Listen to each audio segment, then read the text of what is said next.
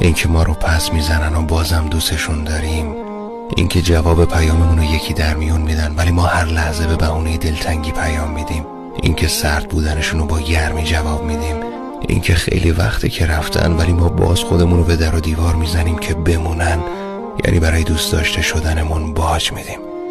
از ما که گذشت، اما خواستم بگم برای دوست داشته شدن گذرا باج ندین، حتی اگه به قیمت جون کندنتون تمام بشه.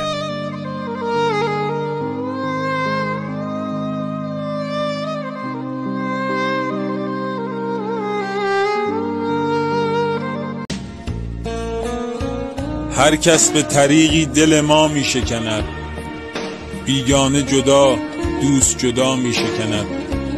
بیگانه اگر می شکند حرفی نیست، من در عجبم دوست چرا می شکند.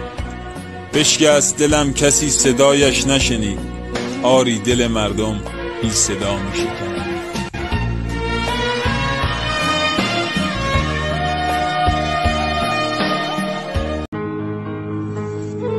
عمر من غارت شد و غارتگر از من دور شد، من صبوری کردم و غارتگرم مغرور شد.